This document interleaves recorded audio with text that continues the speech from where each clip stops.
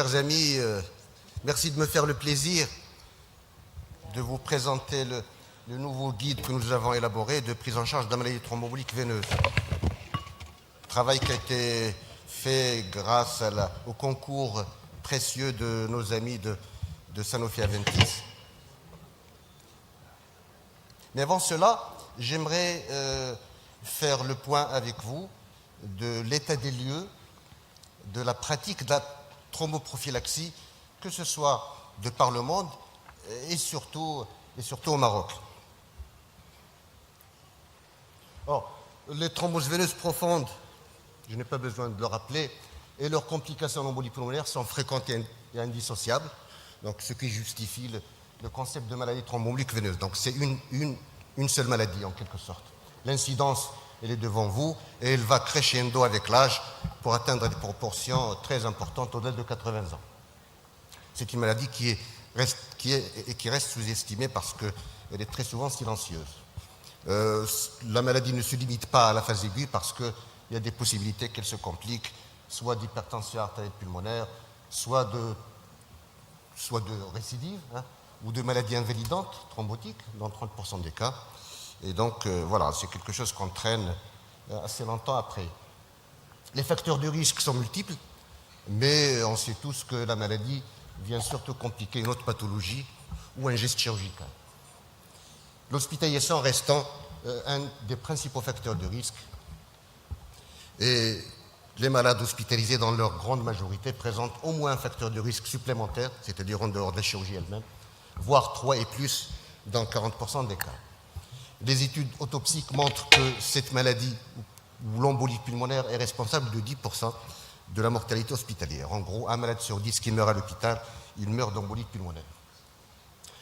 Sans prophylaxie, l'incidence est élevée, donc ça va de 10 à 40% en milieu médical et jusqu'à 80% quand c'est une chirurgie orthopédique majeure ou après un accident vasculaire cérébral. Et la thromboprophylaxie, bien sûr, n'éradique pas le risque, mais elle permet quand même de réduire de 50% à peu près au milieu médical et jusqu'à 80% en chirurgie. Alors, quand on a dit ça,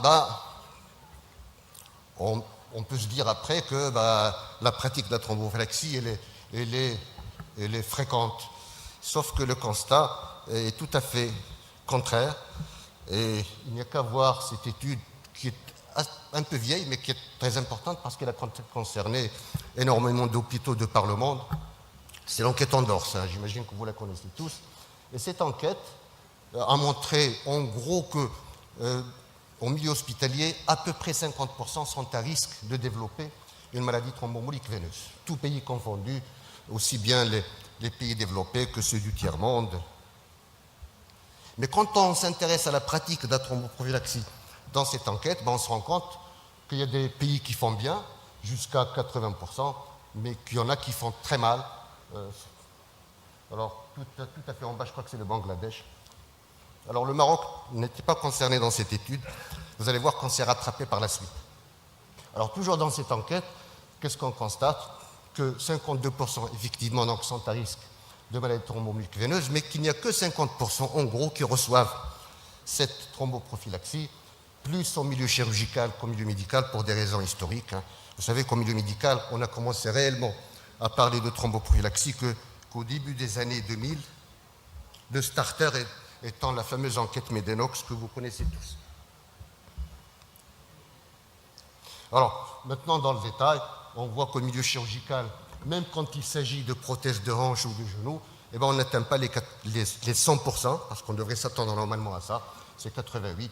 Et au milieu médical, 45, 41, 40, au gré des pathologies. Alors, pourquoi cette sous-utilisation de la thromboprophylaxie? Monsieur Kakar, fils, je le dis à chaque fois, ce n'est pas le Kakar père qu'a connu Ahmed Sbihi, il est là. C'est monsieur Kakar fils, Sir Kakar, parce qu'il était anobli.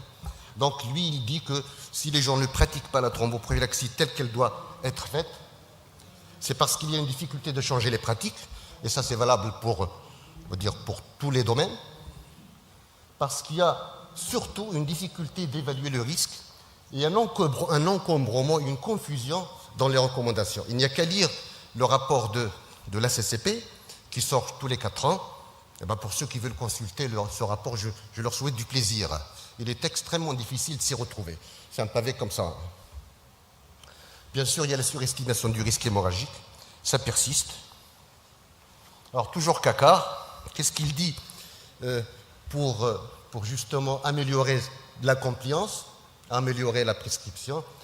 Identifier des leaders d'opinion, comme partout ailleurs, quand on cherche à faire de la qualité, on doit identifier des leaders d'opinion qui font la locomotive en quelque sorte. Il faut des programmes éducationnels, il faut des audits des pratiques cliniques avec un feedback, c'est important, comme l'enquête Endorse par exemple. Il faut surtout une simplification des recommandations. Et c'est ce que nous avons essayé de faire avec le premier guide et que nous avons encore fait, je pense, encore mieux avec le nouveau guide que je vais vous présenter dans un instant. Et peut-être aussi qu'il faille faire des recommandations spécifiques par lieu d'exercice. C'est-à-dire que chacun dans son exercice, il fait ses recommandations et puis il fait des posters qu'il placarde, etc. pour ne pas que sa pratique soit noyée dans tout le reste. Et à partir de là, il y a à peu près une dizaine d'années, nous avons monté à l'hôpital, au CHU à Vicennes, un comité, on va dire thrombose, qui s'est attelé à établir un programme de prévention de la thrombose veineuse. PPTV, ça veut dire programme de prévention de la thrombose veineuse. Alors, on s'est fixé comme objectif d'abord de faire une enquête des pratiques, après l'édition d'un guide, une diffusion de l'information, et puis une nouvelle enquête des pratiques pour voir si ça a un peu pris. Et, s'agissant donc de la première enquête des pratiques, on a fait cette première enquête qui a été publiée en 2014. C'est une enquête qui a concerné 3 CHU, ceux que vous avez devant vous, 792 personnes en tout. On voit que sur les 700 et quelques, beaucoup de malades ont des facteurs de risque, parfois plus d'un.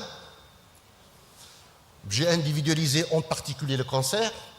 Nos malades sont souvent cancéreux. Il faut dire aussi que le CHU traite souvent la pathologie cancéreuse et puis vous avez tout le reste.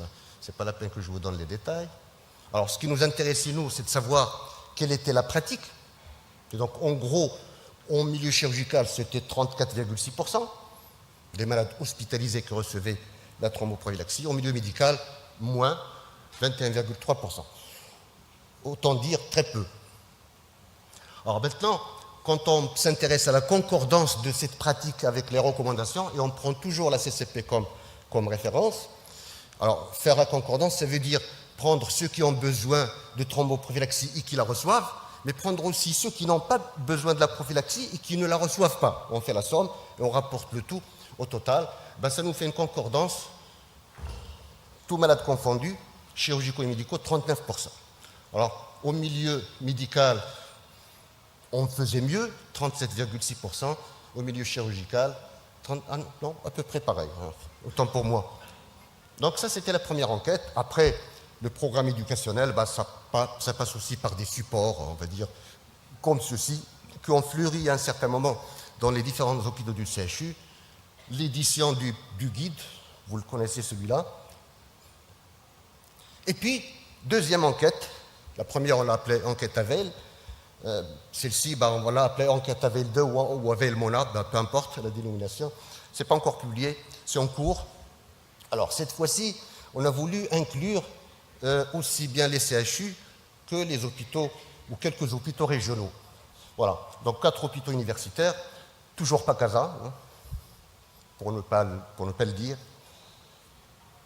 1318 patients, 64,6% chirurgie, 35 médecine, l'âge, les critères d'inclusion et les facteurs de risque, toujours selon la CCP, et cette fois-ci c'était la CCP 2012. Alors voici les principales causes d'hospitalisation chez les malades médicaux. J'ai individualisé l'accident vasculaire cérébral ischémique 10%, et puis vous avez toutes les pathologies, tous les tractus qui sont concernés. Au milieu chirurgical, beaucoup de malades d'orthopédie, 32,3%, et puis vous avez tout type de chirurgie, gastrique, etc. Les facteurs de risque, alors là aussi, j'ai individualisé le cancer actif. Alors quand on additionne le cancer Et le traitement anticancéreux, ça nous fait quelque chose comme 20%, donc un malade sur 5, en gros, dans cette enquête, est porteur de cancer. Et bien sûr, il y a le long terme immobilité. Ça, c'est un peu notre problème dans tous nos hôpitaux, c'est-à-dire que les malades, une fois qu'il est à l'hôpital, il ne quitte pas son lit. Voilà. Prophylaxie, en fonction des types de chirurgie. Alors regardez, hip, prosthésis, 88,2%. Ça peut vous paraître pas mal, mais moi je trouve que c'est mauvais, parce que normalement ici, ça devrait être du 100%. Parce qu'on a exclu tous les malades qui présentaient une contre-indication justement à la thrombophylaxie. Donc on devrait être à 100%. On doit être aussi à 100% pour ce qui est de la prothèse de genou, en rouge. Par contre, on a par exemple thyroïdectomie 28,5%. C'est pas bon parce que la thyroïdectomie, en principe, ça ne demande pas. Alors que la laryngectomie, elle, puisque quand on fait une laryngectomie totale, le malade reste alité. Normalement, quand on est alité ou quand l'alitement prévisible est de 3 jours ou plus, on doit faire une thromboprophylaxie. Au milieu médical, l'accident cérébral, l'AVC ischémique, 88%, ça peut paraître effectivement beaucoup ou pas mal, mais à mon sens, c'est peu. Et puis tout le reste. Voilà, donc dans le détail, 1318, thromboprophylaxie recommandée chez 54,8% des malades.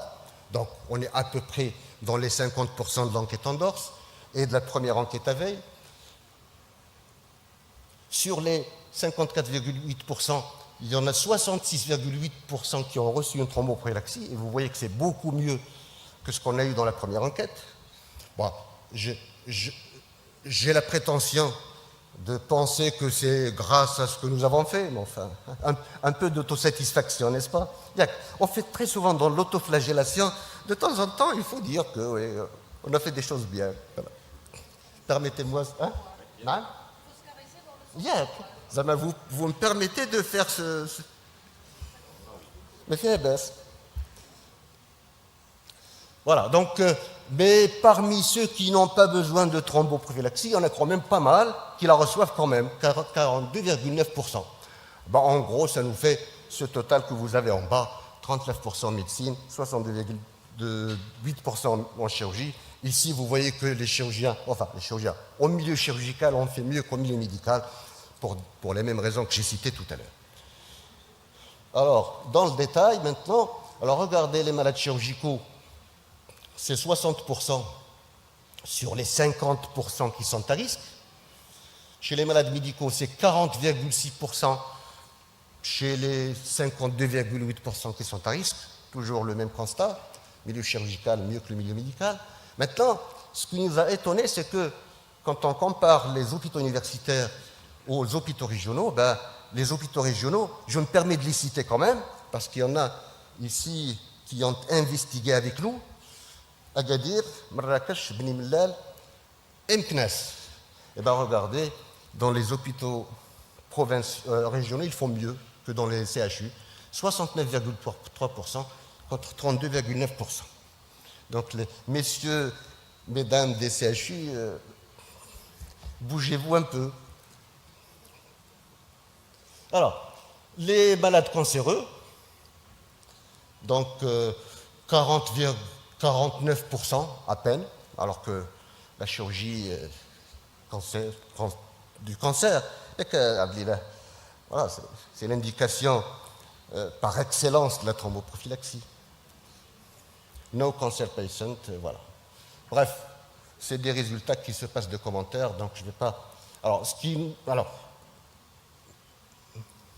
la concordance, pareil, ici, on est mieux que sur l'enquête Avail 1, parce qu'on a une concordance de 62,3%. Tout à l'heure, on était à un peu moins de 40%. Mieux en médecine qu'en chirurgie, 67 versus 60%. Voilà, donc c'était l'état des lieux que je voulais faire de la pratique de la thromboprophylaxie pour passer justement à ce nouveau guide qui, cette fois-ci, est un guide de prise en charge de la maladie thromboembolique veineuse. Ce n'est pas seulement un guide de thromboprophylaxie, mais non, on a voulu faire quelque chose de plus global. suite à la demande aussi des amis praticiens qui nous posaient à chaque fois la question pourquoi ne pas faire quelque chose qui s'intéresse à la maladie dans sa globalité. Alors, justement, à propos du guide, demain, il sera prêt en format papier, mais il est déjà disponible sur le site de la SMAR. Donc, vous pouvez le consulter dès demain. Mais le format papier qu'on avait prévu pour aujourd'hui, il a eu un peu de retard à sortir. Retard de 24 heures, hein, c'est pas méchant. Donc, après un préambule où on rappelle un peu le rationnel de la thromboprophylaxie, notamment, où on dit un peu les objectifs, le but d'éditer ce nouveau guide, eh ben, on fait la prophylaxie de la maladie thromboembolique veineuse, tout terrain confondu, toute chirurgie confondue. On fait la gestion périopératoire des antithrombotiques, le traitement de la maladie thromboembolique veineuse en milieu hospitalier, et à la fin, la prise en charge des accidents des anticoagulants. Donc, pour faire un peu le tour de la question. Alors, ça se présente un peu comme ça. Donc, il y a beaucoup d'algorithmes. On s'est dit qu'avec des arbres décisionnels comme ça facilite un peu la lecture de tout ce que nous disons. Les principes généraux, c'est que tout patient hospitalisé doit bénéficier à son admission d'une évaluation de son risque thrombotique, ce qui me paraît tout à fait évident. Que, bien entendu, sur l'autre versant, tout patient candidat à une thromboprophylaxie doit bénéficier aussi d'une évaluation du risque hémorragique. C'est évident aussi. Et puis ne pas s'arrêter là, parce qu'on peut ne pas être justiciable d'une thromboprophylaxie maintenant et le devenir 48 heures après, au gré des vicissitudes, on va dire, de l'hospitalisation. Donc il faut toujours faire une évaluation après. Voilà. Admission, évaluation de risque thrombotique, balance bénéfice-risque, risque hémorragique, prescription de la thromboprophylaxie si indiquée, et évaluation de la balance bénéfice-risque 48 heures après pour savoir si on revient sur la décision première ou pas. Toujours dans les principes généraux, voilà, éviter toute déshydratation, encourager le patient à se mobiliser, ce que je disais tout à l'heure, démarrer la thromboprophylaxie le plus tôt possible après l'évaluation de la balance bénéfice-risque, informer le patient à sa sortie sur l'importance de la poursuite du traitement durant la durée prescrite, parce qu'il ne faut pas qu'en quittant l'hôpital, il arrête tôt. Et puis, pour ce qui est des patients sous antérogramme plaquettaire, il faut absolument qu'ils soient conscients que ce traitement ne les protège pas contre la maladie thromboembolique veineuse, et qu'à contrario, il ne faut pas qu'il arrête son traitement antérogramme plaquettaire sans l'avis, bien sûr, de son médecin traitant ou d'un avis spécialisé. Alors après, la thromboprophylaxie pharmacologique, alors ici, on a mis toutes les molécules disponibles au Maroc, et vous remarquez qu'il n'y a qu'une seule colonne dose, alors que sur l'ancien guide, il y avait 2 colonnes, dose risque modéré, dose risque élevé. C'est de l'histoire ancienne, on ne parle que de risque. Vous avez le score, le Candida score, que vous connaissez certainement, qui est de plus en plus utilisé. Moi, en réanimation chirurgicale, j'utilise surtout le peritonitis score, de façon inconsciente ou tacite, parce qu'il est plus simple à faire. Candida score, ça suppose qu'on fasse des prélèvements d'emblée pour établir l'index de colonisation. Donc ces scores sont intéressants. En gros, s'agissant des péritonites, par exemple, quelqu'un qui a une péritonitis mésocolique, qui est sous antibiotique pendant assez longtemps, 48 heures en général, et qui fait un état de choc, en principe, vous êtes autorisé, à mon sens, à mettre un traitement antifongique à titre empirique. Donc le diagnostic positif de certitude repose sur la positivité des prélèvements profonds, c'est-à-dire sur des milieux a priori stériles, ou bien sûr sur un prélèvement sanguin et donc une candidémie. Ailleurs, chez les patients sceptiques, il faut coupler les scores prédictifs, les facteurs de risque à ces dosages. Je ne sais pas s'ils sont disponibles un peu partout. À Vicennes, malheureusement, ils ne sont pas disponibles. Ils sont intéressants parce qu'ils ont une valeur prédictive négative excellente. Quand on parle d'antigène manane et d'anticorps anti-manane et du dosage du 1,2-bêta-D-glucane, c'est très intéressant parce que si c'est négatif, ça peut vouloir dire qu'il n'y a pas de candidose a priori invasif. Donc un résultat négatif à ce triple test, facteur de risque, score, manane, anti-manane, 1,2-D-glucane, permet d'éliminer de façon presque certaine le diagnostic de candidose. Voici un algorithme simple, ce n'est pas le mien, je l'ai emprunté à l'ASFA. Donc, sepsis, facteur de risque absent, il n'y a pas de candidose invasive. Prélèvement positif ou hémoculture positive répétée, positive, diagnostic de certitude. Ailleurs, candidat score, négatif, pas de candidose, positif, eh bien, les deux tests dont j'ai parlé, qui ont une valeur prédictive négative intéressante, ils sont négatifs, il n'y a pas de candidose invasive, ils sont positifs, candidose invasive très probable. Voilà. Il n'est peut-être pas très compréhensible, il faut regarder avec une loupe. On parle beaucoup de procalcitonine, qu'est-ce qu'il en est s'agissant des candidoses? Voici une étude intéressante, elle est toute récente. Voilà. C'est une étude qui a comparé 3 groupes de sujets en sepsis sévère, un groupe coxiagramme positif, un groupe bacillagramme négatif et un groupe candidose, certaines candidoses invasives. Et ben, on voit que, alors que dans les infections à microbes ou à bactéries, la procalcitonine est élevée, et ben, pour ce qui est de... Alors, je n'ai pas de flèche, vous allez regarder et deviner, ou alors vous me croyez sur parole. S'agissant de candidose invasive, la procalcitonine ne s'élève pas. Donc, ça peut être très intéressant pour ce qui est du diagnostic. Ici, ça apparaît un peu mieux. Entre gram positif et gram négatif, bon, il n'y a pas de différence, mais entre gram positif, gram négatif et candidat, eh ben, il y a une grosse différence significative, c'est-à-dire qu'un sepsis grave, infectieux qui plus est, avec une procalcitonine négative, eh ben, ça peut vous aider beaucoup pour faire le diagnostic de candidose. Voici pour ce qui est du traitement, l'arsenal disponible, pas chez nous, hein, parce qu'à mon regret et au vôtre aussi, eh ben, il n'y a que, on a le choix contre le fluconazole et le voriconazole, parce que c'est les seuls disponibles. Même la bonne vieille fingisone ou l'amphotéricine B, on ne la trouve plus, parce qu'elle ne coûte rien du tout, et c'est peut-être pour cela que ça n'intéresse pas, j'allais dire le fabricant. Je ne sais pas qui c'est, hein, je le dis entre parenthèses. Donc, finalement, pour nous, c'est fluconazole, voriconazole. Et les militaires, ils ont la caspofungine. J'espère que nous, les civils, nous aurons aussi la caspofungine incessamment. Ça, c'est le profil de sensibilité ou de résistance, comme vous voulez. Je suis revenu en arrière. Alors, les dernières recommandations de l'IDSA, rapidement, s'agissant des candidoses invasives. Candidémie chez le non-neutropénique, bah ici on dit caspofungine avec comme alternative fluconazole. Moi je dis chez nous fluconazole, mais peut-être plutôt voriconazole vu le profil de sensibilité que je vous ai montré tout à l'heure. Je passe. Les spécificités d'organes, hein, ça doit vous intéresser aussi. Les péritonites, hein, quand il s'agit de péritonite à candidat, eh ben, on peut partir sur un traitement empirique chez les malades que j'ai décrits tout à l'heure, état de choc, péritonite sus-mésocolique, et le traitement est le même, hein, pour ce qui est des molécules, je parle.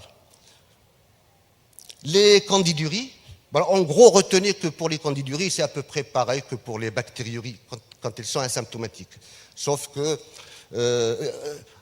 quand il s'agit de mettre, par exemple, pour une procédure invasive en neurologie, quand il s'agit de faire une couverture, eh ben, on le fait pour un peu plus de temps.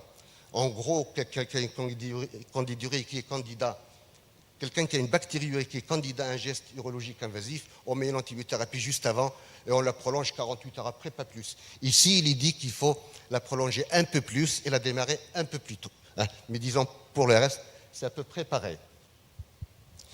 Cystite candidosique, merci beaucoup, candidosique, symptomatique bien entendu, eh ben, c'est fluconazole 200 mg pendant 15 jours. C'est plus longtemps que ce qu'on fait pour les bactéries. La pyélonéphrite, c'est la même chose, fluconazole, mais ici c'est 400 mg pour 2 semaines. Les œsophagites candidosiques, c'est 200 à 400 mg pour 3 semaines. Alors ça c'est quoi? Ah, ça c'est intéressant. Est-ce que le fait de trouver des candidats dans un prélèvement trachéal, ben, ça doit prêter à conséquence? Non, c'est pratiquement toujours de la colonisation. Donc moi, quand on vient me dire je suspecte une pneumonie à candidat, je lui dis ben, tu peux laisser tomber. Hein. Si tu en fais le diagnostic réellement, tu es le champion du monde. Hein. Donc candidats dans le prélèvement trachéal, c'est de la colonisation. Traitement empirique, oui, pourquoi pas, il faut le faire de plus en plus, à condition de respecter ce que j'ai dit au préalable.